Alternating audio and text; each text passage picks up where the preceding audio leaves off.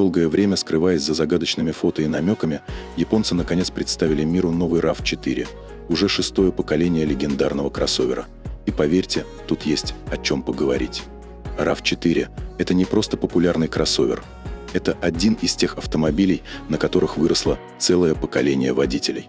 А теперь он снова на сцене, с новым дизайном, еще более цифровым салоном и крутым слоганом «Жизнь – это приключение». Намекают, что этот автомобиль для тех, кто не любит сидеть на месте, активных, молодых, или молодых в душе, готовых в любой момент сорваться в поездку. Если вспомнить, когда RAV4 впервые вышел в 1994 году, он сразу заставил многих обратить на себя внимание. Компактный кроссовер с бездорожным обликом, но при этом с комфортом легкового авто, за счет несущего кузова и хорошо сбалансированной подвески. Сначала был трехдверным, потом появился пятидверный вариант, который уже стал выбором для многих семей. Прошло свыше 30 лет, и вот результат – 15 миллионов проданных машин по всему миру, из них 2,5 миллиона в Европе. И вот перед нами 6-е поколение. Снаружи свежий дизайн, внутри цифровая начинка по полной.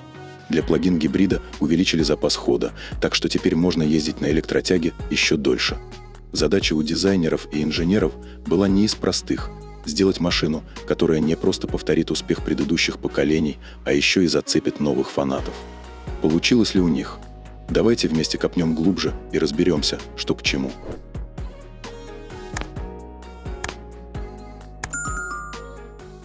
Дизайн нового RAV4 стал заметно динамичнее. Вдохновившись новой Camry, дизайнеры Toyota подарили RAV4 стильную переднюю часть с S-образными светодиодными фарами и характерными дневными ходовыми огнями. А в зависимости от версии, еще и свою уникальную личность. Начнем с базовой версии. Здесь новая решетка радиатора обрамлена фирменными 3D-сотами, которые реально добавляют стиля и глубины. Дальше версия для приключений.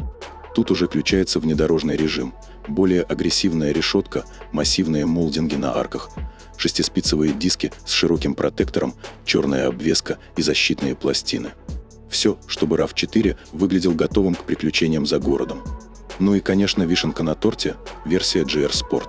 Тут ребята из Toyota явно решили показать зубы. Решетка Matrix теперь с хитрым шестиугольным узором, будто паутина. Спойлеры спереди и сзади добавляют агрессии, а затемненные элементы и острые акценты, которые придают машине дерзкий и динамичный вид. И, внимание, 20-дюймовые колеса не просто для красоты, а чтобы улучшить аэродинамику и добавить динамики в каждом повороте. Габариты нового RAV4 остались без изменений, все те же 4600 мм в длину, 1855 или 1865 мм в зависимости от версии в ширину и 1685 мм в высоту при колесной базе 2690 мм. И это вполне логично. Несмотря на новый дизайн, кроссовер по-прежнему базируется на проверенной платформе TNGA-K, уже знакомой по предыдущему поколению. Дорожный просвет также без изменения 190 или 200 мм у версии Adventure. Кстати, немаловажный момент. Сколько новый RAV4 тянет на буксировке? Переднеприводные версии справятся с нагрузкой до 800 кг. Вполне достойно для легких задач. А вот полноприводные варианты могут тащить уже до 1600 кг. Новый RAV4 теперь предлагается в двух гибридных вариантах – обычном и подзаряжаемом. Оба оснащены модернизированной гибридной установкой нового поколения, в основе которой атмосферный бензиновый двигатель на 2,5 литра, электромеханический вариатор и более компактная электроника. Причем теперь все оборудование, включая зарядное устройство, аккуратно разместили под капотом. Кроме того, инженеры поработали над жесткостью кузова. Теперь она еще лучше, что должно положительно влиять на управляемость и стабильность на дороге. По части привода на выбор – передний или полный. В версии с полным приводом на заднюю ось добавлен отдельный электромотор, работающий по системе E4. Для Европы и Японии стандартная гибридная версия выдает 183 силы в переднеприводной конфигурации и 191 в полноприводной. Американские же модификации более мощные – 229 и 239 сил соответственно. хотя точная мощность заднего электромотора пока не раскрыта. Она явно не равна простой разнице между этими цифрами. Еще в предыдущем поколении гибридов задний электродвигатель обеспечивал 60 сил мощности, а теперь стал более производительным. В то же время максимальную мощность силовой установки ограничивает электроника. Небольшие обновления самого электромотора, трансмиссии и систем управления призваны улучшить динамику и быстроту реакции автомобиля. Но главные изменения кроются в новом плагин-гибриде. Самая большая новинка – это увеличение емкости батареи на 40%. Теперь ее емкость целых 23 кВт-часа, которая позволяет проехать до 100 км исключительно на электротяге. Это на 25 км больше, чем в предыдущей версии, а общий запас хода достигает 1350 км. Еще одно обновление – поддержка быстрой зарядки постоянным током до 50 кВт. В идеальных условиях от 10 до 80% батарею можно зарядить всего за полчаса. Кстати, новая система терморегуляции с автоматическим переключением между охлаждающими контурами помогает не только поддерживать необходимую температуру аккумулятора, но и повышает эффективность зарядки. А еще благодаря новой батарее снизился центр тяжести, ведь ее переместили из багажника под днище автомобиля, как у электрокаров. Также такой гибрид может служить источником питания для дома или внешних электрических устройств. Плагин-гибрид в полноприводной конфигурации выдает 304 силы и способна разгоняться до 100 км в час всего за 5,8 секунды. А переднеприводный вариант с мощностью 268 сил справляется с той же задачей за 7,3 секунды. В Америке будет только версия с двумя ведущими осями, а ее пиковая мощность 324 силы. Заряженная версия GR Sport доступна будет исключительно с плагин-гибридом и полным приводом. Японцы поработали не только с внешностью, но и с тем, что не видно с первого взгляда. Клиренс на 15 мм ниже, чем у других комплектаций. В задней части кузова появились дополнительные усилители. Плюс перенастроили подвеску и рулевое управление, чтобы версия GR не только выглядела спортивно, но и ехал так, как от него ждешь.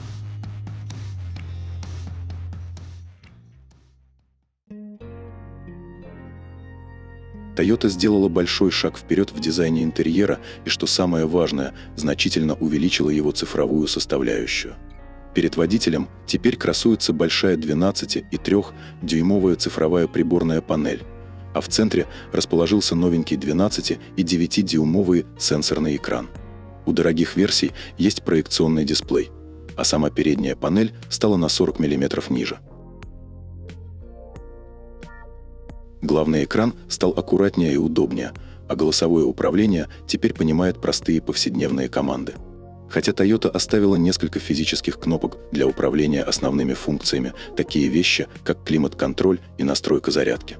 Теперь можно легко регулировать удаленно через мобильное приложение. Информационно-развлекательная система построена на новой платформе Orin, которая, по словам производителя, работает гораздо быстрее и плавнее. В новой архитектуре предусмотрена навигация на базе Google, гибкие настройки меню и быстрые беспроводные обновления, что делает пользование более комфортным и современным. Что касается звука, то базовая аудиосистема включает 6 динамиков. Вполне достаточно для комфортного прослушивания. А для меломанов доступна система JBL Premium с 9 динамиками. Помимо твердых пластиковых деталей, передние и дверные панели сделаны из мягких материалов, которые приятно трогать. Сиденья тоже на любой вкус, от классической ткани до премиальной синтетической кожи Softex, а цветовые варианты включают универсальный черный и светло-серый. Отдельно стоит отметить версию GR Sport. Здесь сиденья из перфорированной микрозамши и искусственной кожи с яркими акцентами, которые придают салону спортивный характер. Toyota дает выбор. Хочешь классический люк, а хочешь огромную панорамную крышу, которая заливает салон светом и дарит ощущение настоящей свободы и простора внутри. Перенос электрических блоков под капот освободил дополнительное пространство внутри салона и в багажнике.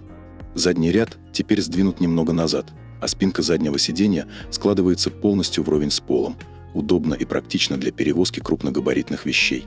Объем багажника тоже вырос, с прежних 733 до 749 литров.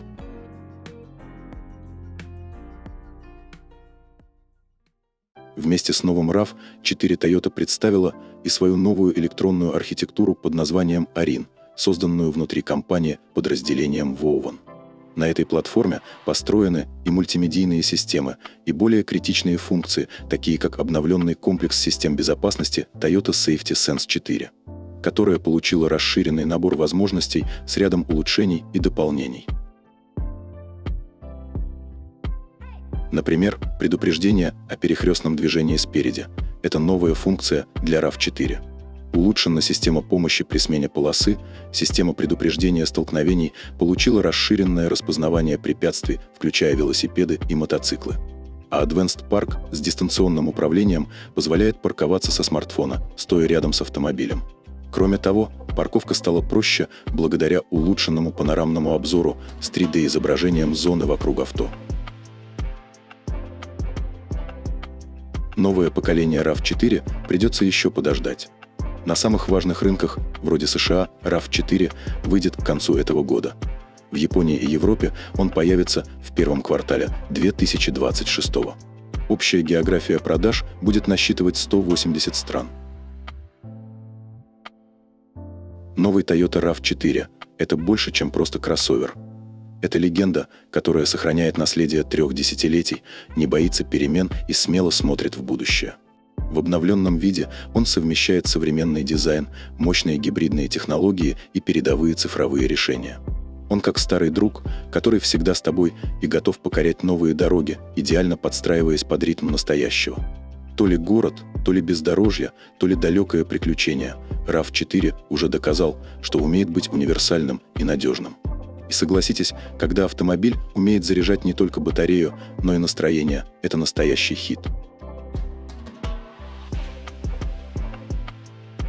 Ну а на этом все.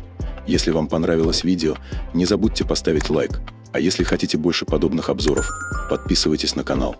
Пишите в комментариях, что думаете о нашем сегодняшнем автомобиле, и делитесь своим мнением. Всегда рады вашему мнению. До скорой встречи на канале.